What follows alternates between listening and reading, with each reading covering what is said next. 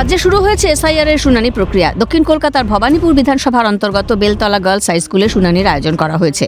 সোমবার শুনানির তৃতীয় দিনে নথি নিয়ে সেখানে হাজির হন ভোটাররা। এর মধ্যে রয়েছেন প্রবীণ নাগরিকরাও। তাদের অভিযোগ, এসআইআর এর নামে অহেতুক হয়রানির শিকার হতে হচ্ছে। এই প্রথম দেখছি এতকালে ভোট দিয়ে এসছে, এরকম ঝামেলা পড়িনি। কোনো কি হয়রানির শিকার হতে হচ্ছে? আপনার বয়স কত? আমার 75। 75-এ এরকমভাবে এসে এটা কি কোথাও হয়রানি মনে হচ্ছে নাকি স্পোর্টিংলি ব্যাপারটা নিচ্ছেন যেটা হওয়া দরকার? হয়রানি তো বটে বাবা, হয়রানি তো 100 বার।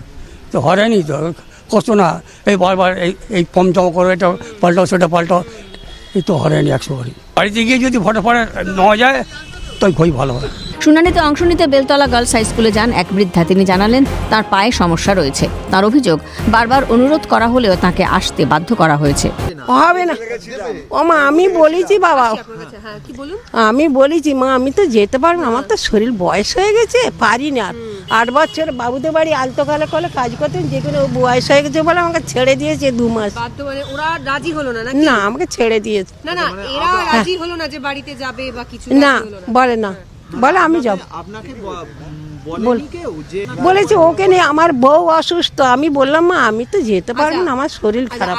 অভিযোগ, শুনানি চলাকালীন বিএলএ পরিচয় দিয়ে বেশ কয়েকজন সেখানে ঘুরে বেড়াচ্ছিলেন। এ নিয়ে বিশৃঙ্খল পরিস্থিতি তৈরি হয় শুনানি কেন্দ্রে। পরবর্তীতে বিএলও সুপারভাইজার তাদের মধ্যে একজনের কাছে জানতে চান কেন তিনি সেখানে রয়েছেন।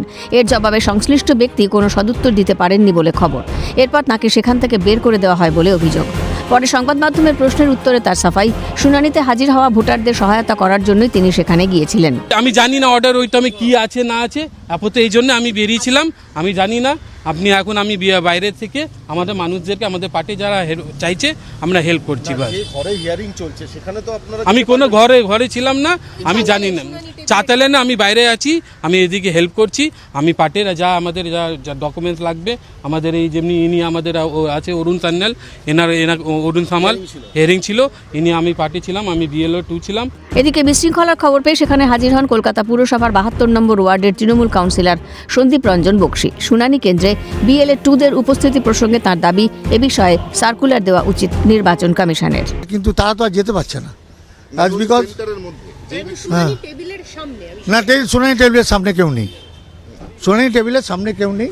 শুনানি টেবিলে এমনি ঘরে হচ্ছিল, ওখান থেকে বেরিয়ে এসেছিল, এসে তারপর বাইরে করেছে। এরা বিএলওরা ওখান দিয়ে সরে গেছে। আর আমাদের একটাই ডিমান্ড যে আমাদের তো বিএলওরা আমরা যাব, যদি না যাও তাহলে নির্বাচন কমিশন নিশ্চয়ই একটা চিঠি দেবে তো, যে ইউ আর নট পারমিট, আপনি যেতে পারেন, আপনি যেতে পারেন। তা আপনাদের কতজন ঢুকেছিল, তাহলে হাউ, সেটা তো আপনাদের তাহলে জানিয়েছে ভাই। সেমনি আমাদের তো জানাবে যে BLO are not permitted, BLA 2 are not permitted, তাহলে আমরা যাবো না। ইয়েস, সার্কুলারের কপি চাই। বিষয়টি নিয়ে রাজ্যে শুরু হয়েছে রাজনৈতিক তরজা।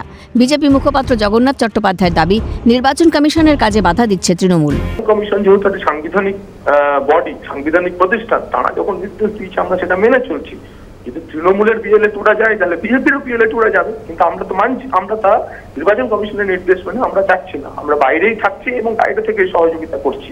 দেখুন, এই কাজ যদি তৃণমূল করতে থাকে, প্রথম তারা গত পরশু করেছে আসানসোলে, গতকাল করেছে হাওড়াতে, আজকে বর্ধমান এবং হুগলি থেকে একই ধরনের ঘটনার কথা। যদিও এই ইস্যুতে নির্বাচন কমিশনের ঘাড়েই দায় চাপিয়েছে ঘাসফুল শিবির।